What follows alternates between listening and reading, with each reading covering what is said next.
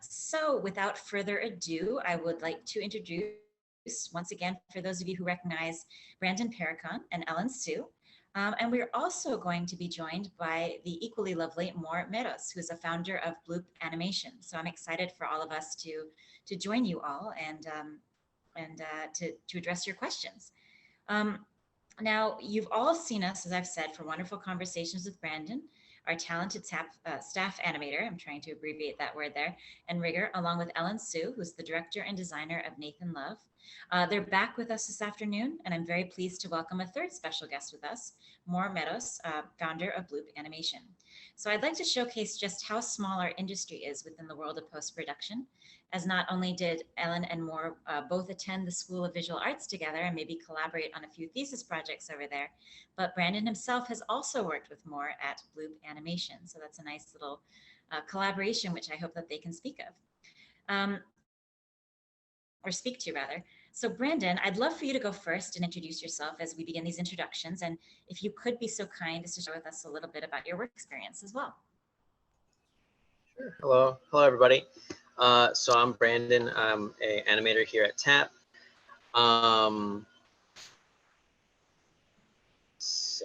Share a little bit about myself. I am a rigger. It's something I really enjoy doing. I've worked on a variety of different films over the years, mostly during my senior thesis years and the year after. Some things I enjoy doing. I'm a musician, I am a gamer, and I am a dungeon master as well. Awesome, thank you. That's always good to reference D&D. Ellen, if I could actually ask you to speak a little bit as to your career trajectory. You obviously spoke so eloquently about that with us as you kicked off our very first mega webinar, and I'd love for you to revisit that if possible.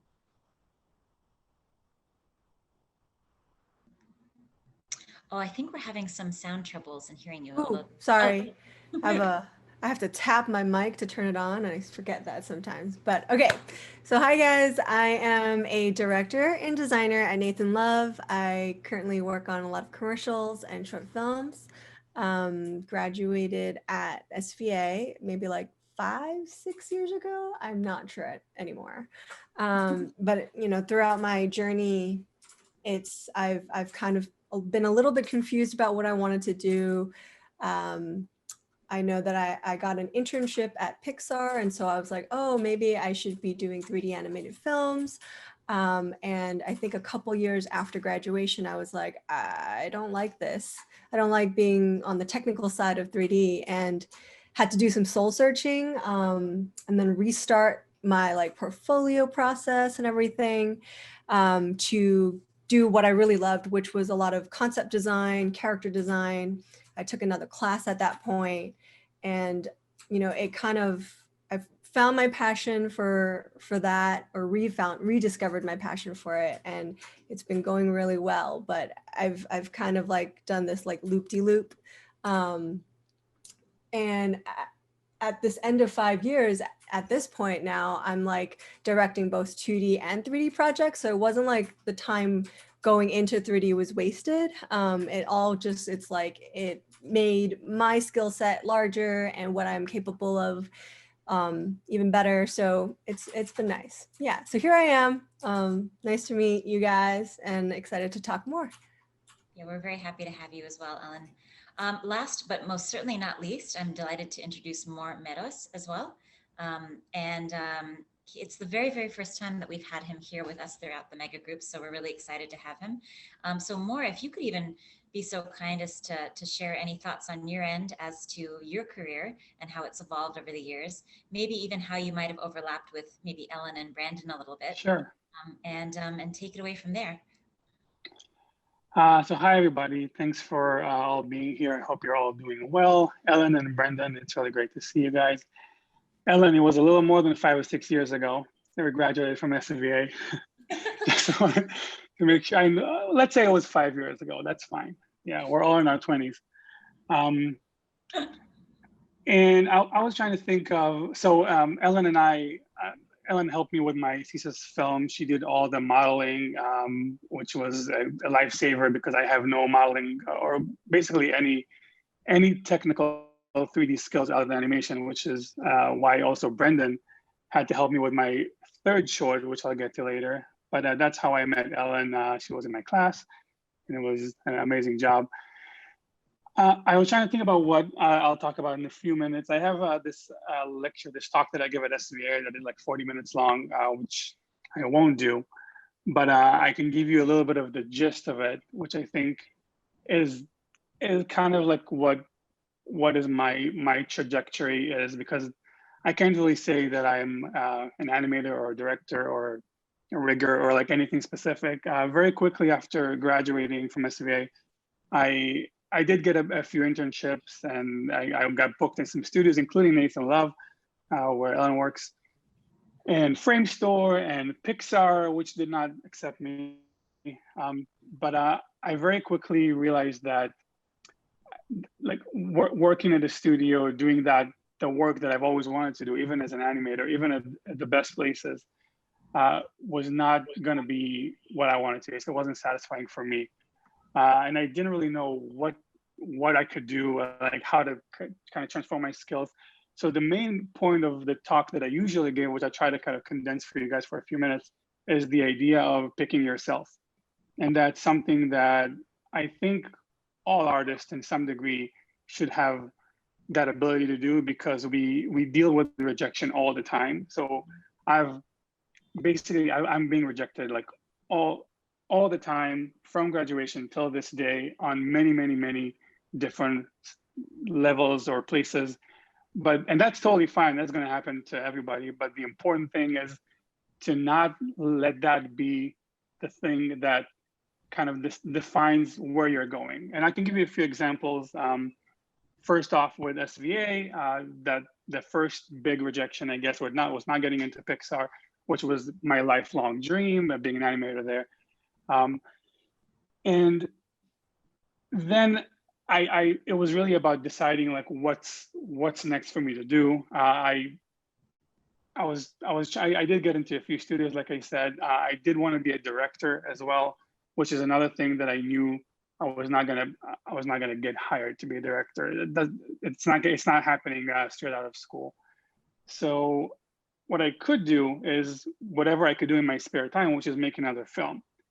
That film that I made, the second one, right after my thesis film, was called Lift Up. And because I didn't have any colleague or friend to work with me, I didn't have any 3D skills, I had to create a film that is based around the most basic geometric shapes that Maya has, which is a ball and a cube. And that, because I knew how to create a new shape in Maya. I knew how to create cube, create ball. So that was pretty much the extent of my abilities. And I did that, and I then tried to build an entire story around a ball and a cube.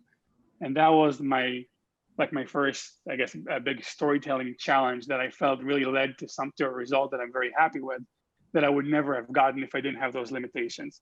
So using those limitations and the fact that you kind of have to do things yourself is, I think, very important. Mm-hmm. Then after that, while starting Bloop, getting a little bit of an audience, a little bit more traction with my projects, I was able to get a bigger team to work on my next short, which Branden helped with. He was the rigger there. That film was tasteful, and that was I had a team of about 10 to 15 people working on it at different stages of production, and that was an amazing experience. Very, very different from what I've had so far. But throughout this time, it was mostly about just waking up every day and thinking, what can I do myself, or what can I push in my own projects, my own world, that nobody can tell me like, yeah, that's not going to happen. We're not going to hire you. We're not going to do that. Like saying no. And I'll talk a little bit about the project that I'm working on right now, which I haven't really talked about publicly too much, which is a feature animated film. And the problem with trying to produce an animated feature film is that nobody lets you do it. It's an insane investment, requires at least maybe $10 to $100 million, depending on the range. And I knew that going in, I didn't have any illusions of, just me writing a movie and then Disney or Pixar making it. I also didn't want Disney or Pixar to make it. But after finishing the script and writing it, I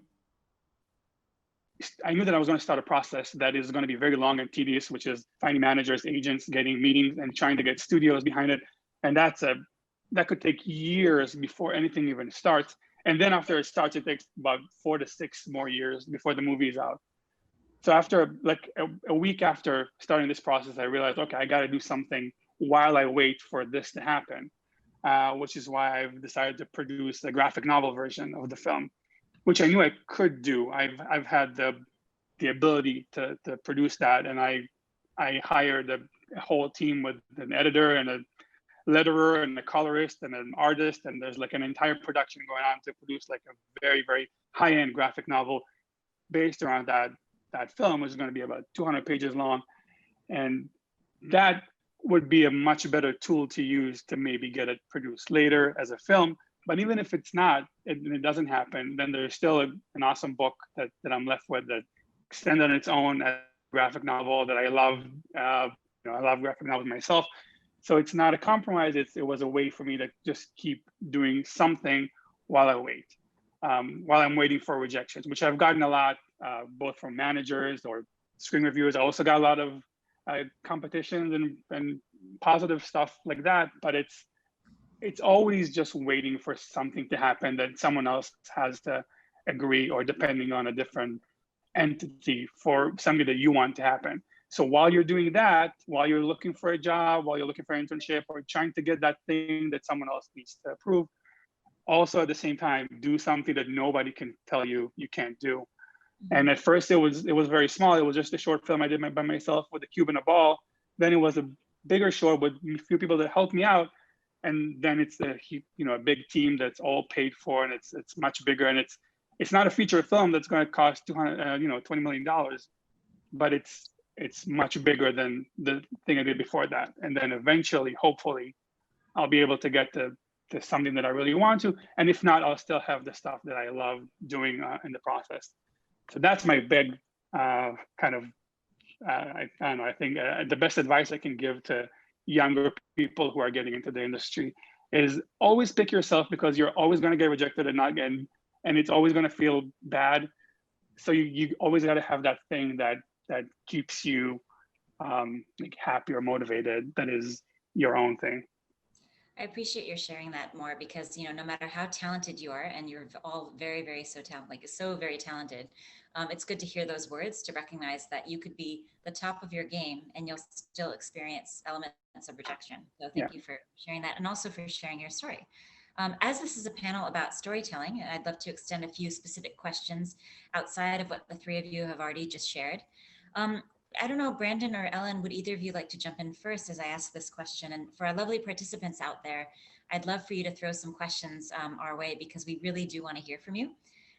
So I kind of want to get a sense, how do each of your roles sit within the storytelling process, or how does your role fit within the storytelling process? Ellen, it looks like you might have unmiked, so I might call on you. Okay. Hi. In terms of storytelling, for my everyday purposes as a director in commercials, storytelling is just very important in all aspects of our life. From convincing your parents to get you something, or enroll you in something, you have to like make them feel why you want it, what you can get from it. It's like a three-part process, right? I think that's the same idea with the story structure. The story structure is once upon a time, my world is like this. This is how the world is. But then one day, something happens where your world changes, and then you have a resolution of what that thing is. So in terms of, if you need something from somebody, there's that 1, 2, 3 step. If you want to sell something to somebody, there's your life was like this. Those like infomercials where like, have you ever had the struggle to use a Tupperware container, and they always show like somebody like struggling and dropping everything. That's the struggle, right? But then this company, new brand of Tupperware comes in and it saves the day, right? That is the story within their branding. So whatever you do, stories are so important. It's important for us to connect with each other.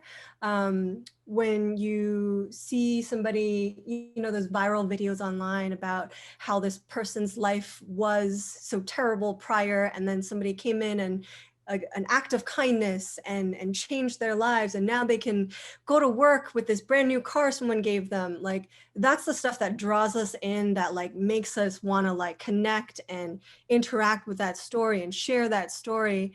It connects people together. So yeah, right now as a director for commercials, I use storytelling to try to make people, viewers, feel like they either need the product or really want the product. But in terms of like storytelling, just telling like, you know, a film or a short film or whatever it is, it's sharing my personal experiences in a way that anyone watching can connect to it and can understand where I'm coming from. Whether it's my experience as, you know, a kid with a single parent, single mom, struggling to pay the bills, or me having my first dog and all the adventures I want to have with my first dog. It's just ways for me to connect with people. I froze somewhat, I think, just very briefly. Hopefully I didn't miss your last bit, but it looks like I came back just in time. The beauty of technology. Yeah. Thank you for sharing. Branden, would you like to jump in? Sure.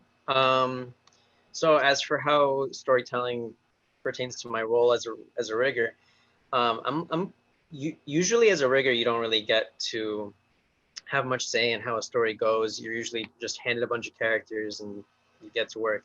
But you know, luckily working at TAP, I do get a little bit of that storytelling process. I can always pitch ideas and work with new ideas that I'm in the room while they're being formulated. So that's always nice. And storytelling does come up a lot in like day-to-day life. An example I just thought of would be like for playing video games. There's a game called Among Us that's really popular right now.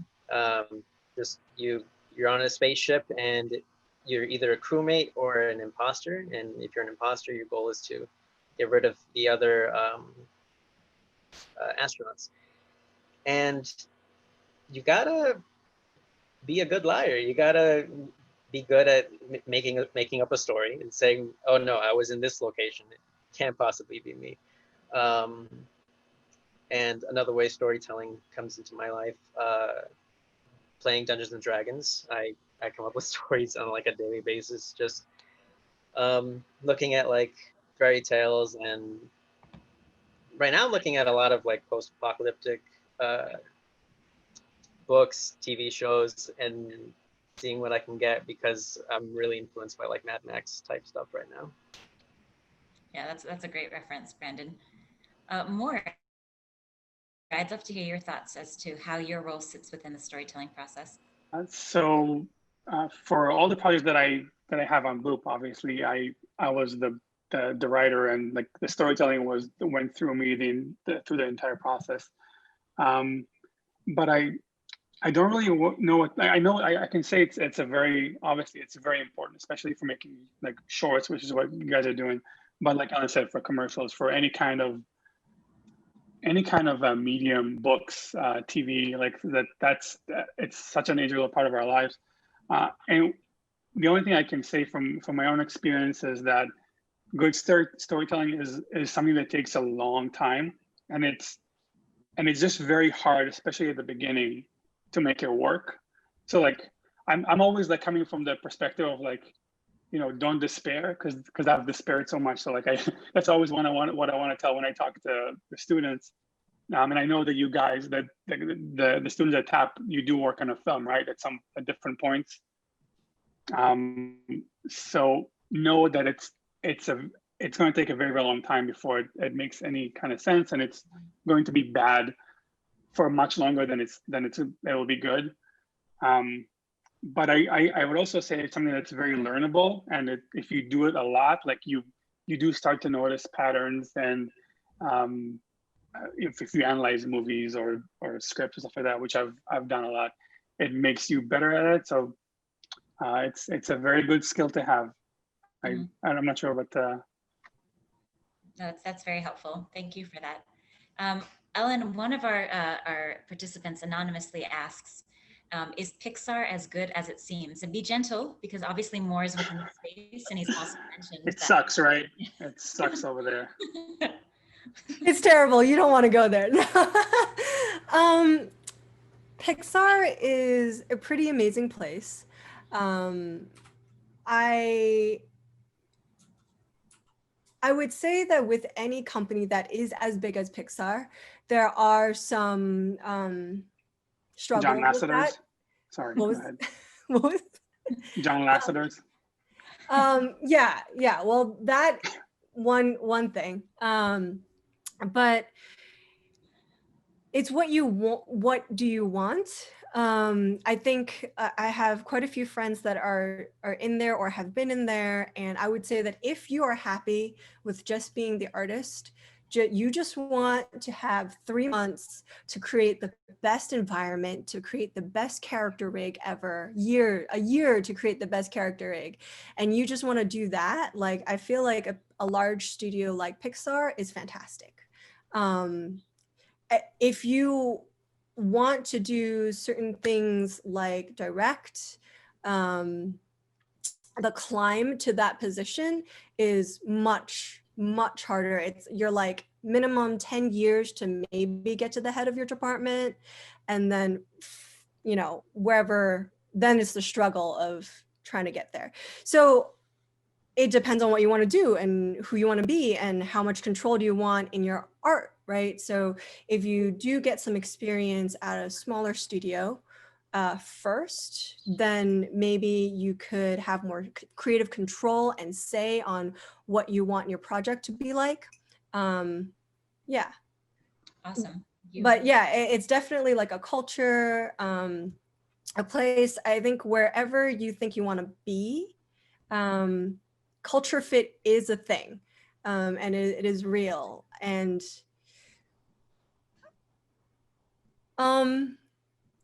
yeah, I think culture fit is just like, it is your personality right for everybody that's already there, because if it's not, that you might find doing your job is difficult, and can you really expect to change the entire company's culture, or is it just not the right fit, right? So, and sometimes recruiters will get that through the interview process and they can figure it out. But sometimes you get into a place, I've met friends that get into a place and they realize that they're not happy there because it's just the wrong culture fit for them. Yeah. That's understandable. And I've seen that myself. Branden, this next question is for you, because one of our participants also anonymously asks, and I think you could perhaps like speak a little bit to maybe once you were out of university or out of your more recent programs, what are the stages towards applying for a job in animation? What are some of the stages that you experienced, and what are some recommendations that you have? Oh, okay. So coming out of SVA, well, luckily I was able to work with Morr right before my senior thesis. And it was, I remember one of my classmates came up to me and he showed me the, I think it was like a website or an email that said that Bloop needed like riggers or CG artists for the project that they were working on. Mm-hmm. And I hadn't been in an internship at that time or anything, so I was like, if Morr takes me, I'll take it. I applied. We started talking, and then I got on the project, and it was a huge learning experience for me. I grew a lot from that project. I don't think my rigs would have been anywhere as good if I hadn't gotten the chance to work there. And so I had that under my belt, graduating. And then I did some job searching. I went on LinkedIn. There was one resource I had from SVA. I can't recall what it was, the name, but essentially it was I guess like a recruiter where they send your email out to anyone who's looking for particular jobs. And I also attended some, there's I think it's a career fair for SVA. I forget what it's called. And I went there senior year with my senior thesis and just like a bunch of resumes and business cards. And during that, one of the people who attended my panel or my section of the room, they came by and they took my resume or business card and they hit me up a couple months later. So I got to I got a job off that. So that was interesting. And I got to do some rigging and a little bit of modeling work. And then after that, it was just struggle trying to line things up. Again, connections came in very handy.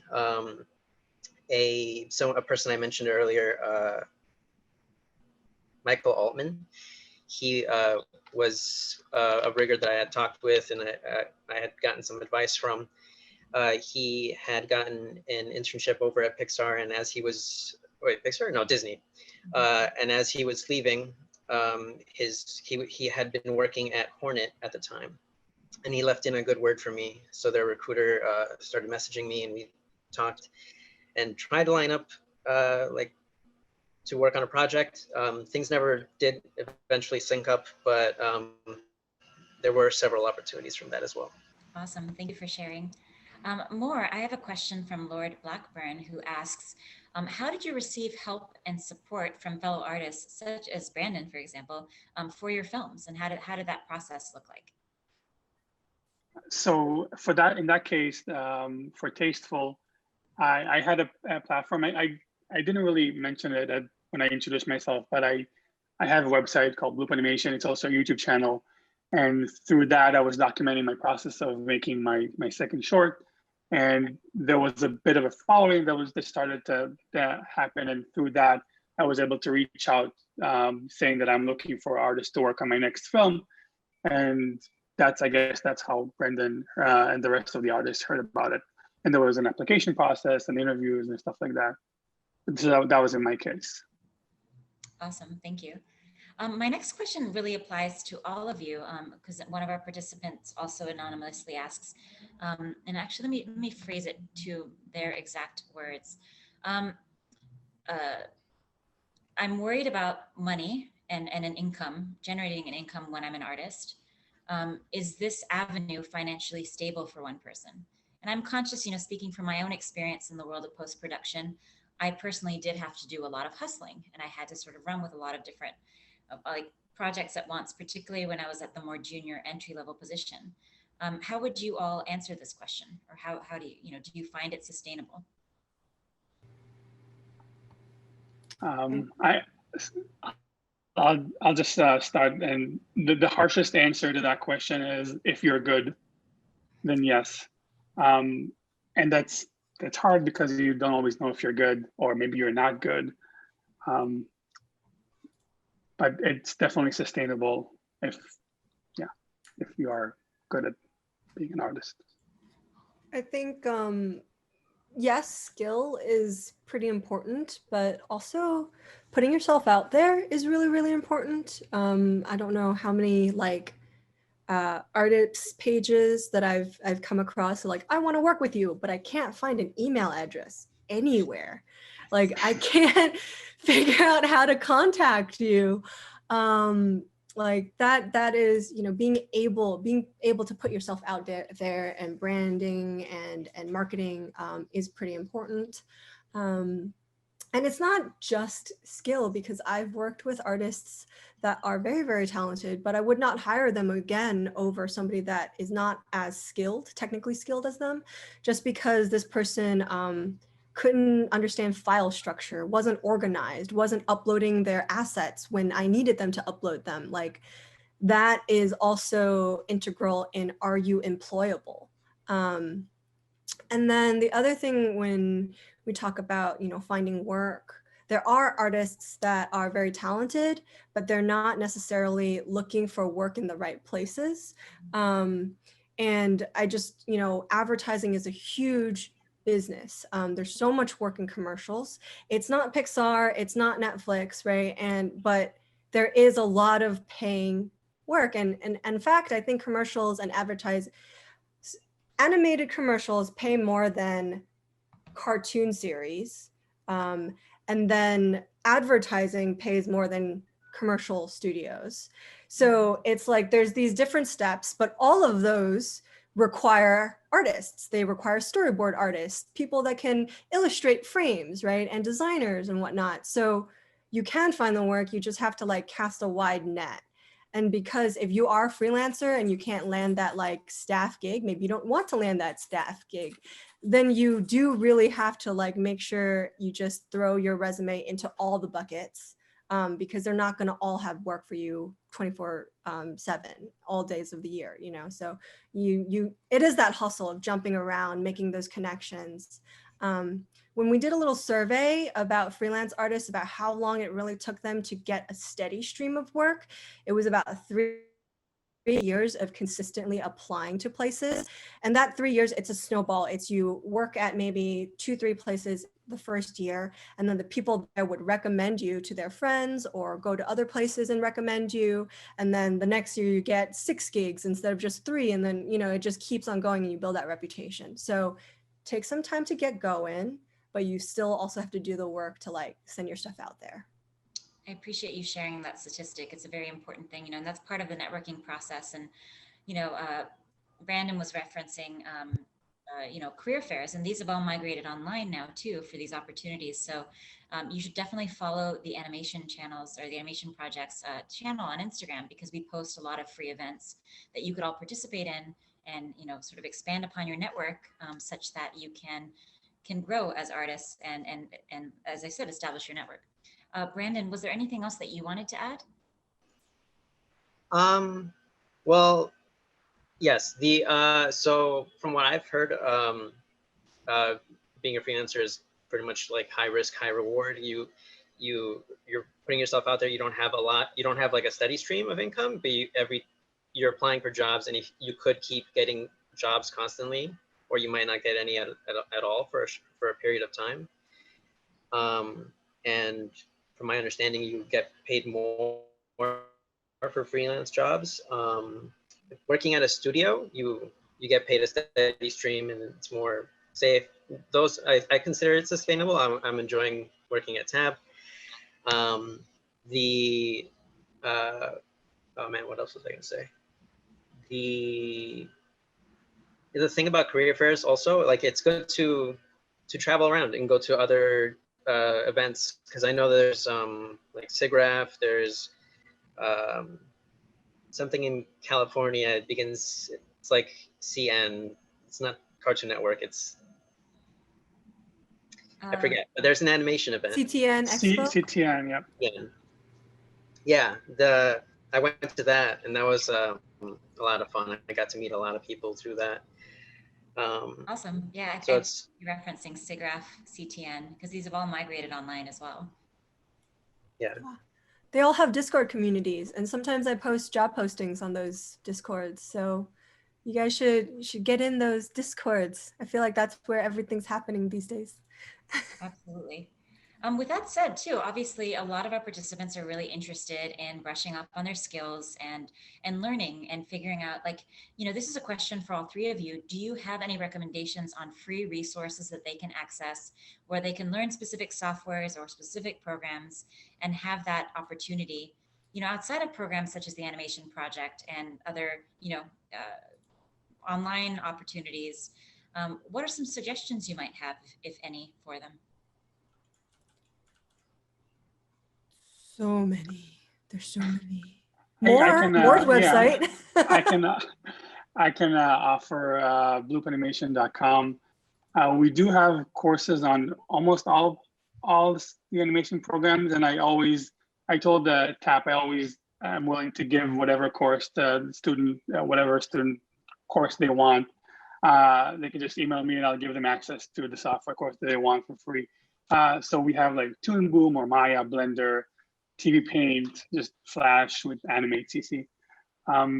that's a great place to learn software, but also, and I don't want to sound like a commercial, we also have a lot of blog posts, like very in-depth blog posts about storytelling or like anything around animation filmmaking that is not the actual software. So I'd recommend, and I was gonna send a few links to specific articles that I have that I think would benefit your storytelling skills or filmmaking stuff, and a lot of like inspirational stuff like that too. So that's my best suggestion for a resource, and I have none others. Oh, that's awesome. That's really, really great. So, Ellen, you'd also mentioned some Discords as a recommendation. Are there specific ones that you would recommend our participants take a look at? There are so many. So I actually, let me pull up Discord to check. CTN has one, Lightbox Expo has one. I think you can just find the link on their websites. Like Lightbox already happened this year, but the Discord is still active. There's also one called Rad Artists Network, which is really, really great. I know people, it's a huge community. They're doing they do screenwriting reads, like table reads in a group community so you can get feedback. There's scheduled events where you can do character design stuff and challenges. And people on there post helpful tutorials on what you're interested in all the time, whether it's character design, screenwriting, storyboarding, yada, yada. There was another one, which was, I think, the Ethan Becker Discord, which also seems to be a pretty good art community with people doing drawovers and live streaming artwork. So it's endless. I'm sure I only have 3, but I'm sure that there's so many, right? So I think you can just get out there and find them. Just Google some stuff and see if you like that community. Yeah. Awesome, thank you. Yeah, some resources I can think of. I mean, there's YouTube. YouTube has just a lot of tutorials. I know Boop Animation has a YouTube channel. There is, I'm going to mention ArtStation. ArtStation is a great place to just find art. You can post a lot of your work onto there. And I know they do have some challenges and other stuff on their website. And the last resource I have would be Pluralsight. Pluralsight is this tutorial website where you can, I believe it's a monthly subscription. You go and you have access to just a bunch of different tutorials created by industry professionals. Wonderful, thank you, Branden. Now time is wrapping up very quickly and it's flown by just with the 3 of you like this. So I will ask one final question for each of you. I wish we had a lot more time, but we very sadly don't. So these recommendations are so helpful. I'm pretty grateful for you posting them in the chat as well. My last question is essentially what makes for good storytelling? Because obviously we're rounding up. This is our last week of this topic before we migrate to a new topic next month. So I wanted to get a sense from each of your perspectives, what makes for good storytelling as we round up this conversation?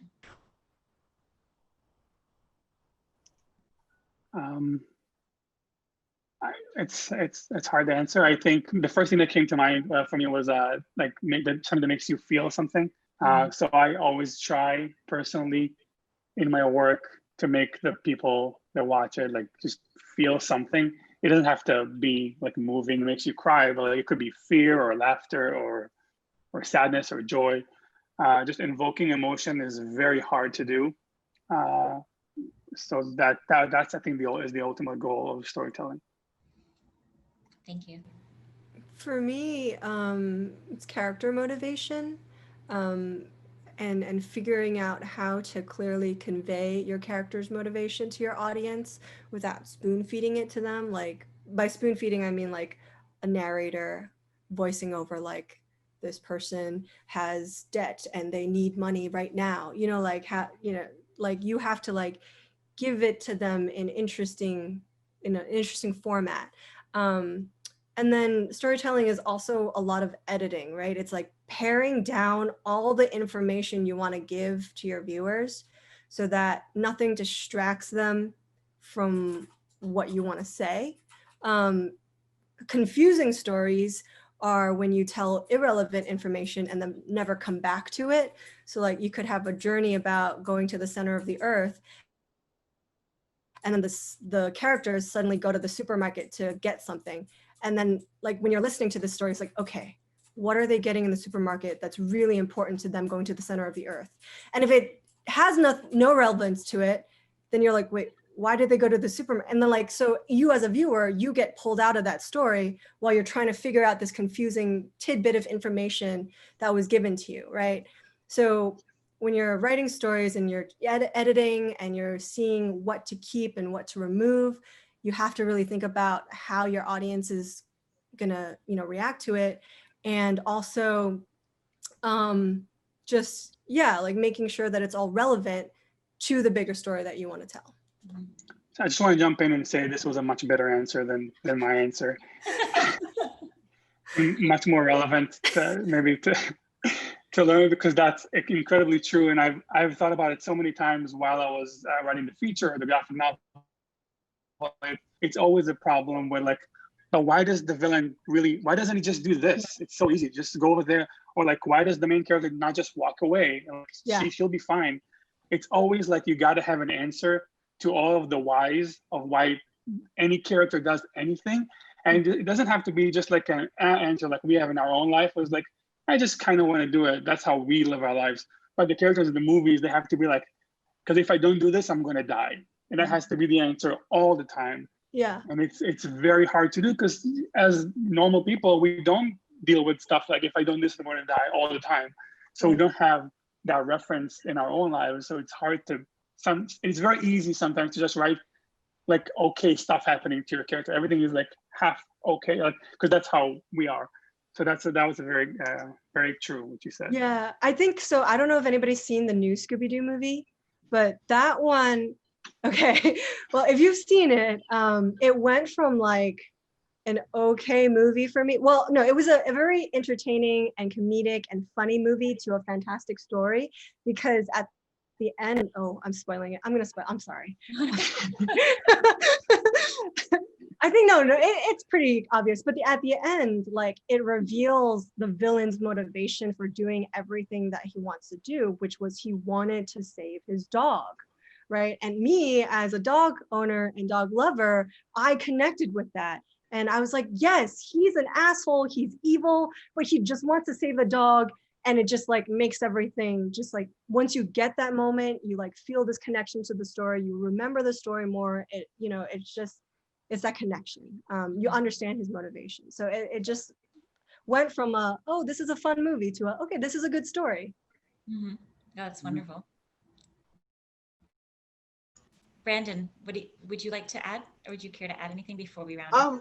I think that for a good story, it needs to have something that's relatable. Relatability is very important, and also, I keep blanking on things I'm going to say. We all do, Branden. Like having some sort of lesson or moral dilemma, I feel like is common, not always necessary, but it's I feel like a lot of stories are grounded in lessons, like the boy who cried wolf. Yeah, exactly. It's a very simple story, but it's just like, don't lie. At the end of the day, just don't lie. And Ellen, going back to your thank you, Branden, and Ellen, going back to what you said, I don't think you ruined the story either. Okay, cool. I just realized I never commented on that earlier. Well, listen, thank you. I mean, we've rounded up. I'm so sorry that we don't have more time, because I'm really excited about your answers and really wish we could spend more time together within this space. But we were so lucky to have the three of you as we round out this first month for the animation project. And we really appreciate that you're here. It's been a really, it's been an honor. Our participants have been really excited. They asked some great questions, and I look forward to seeing you all again soon. All right, thanks a lot. Thank you Thanks all for having us.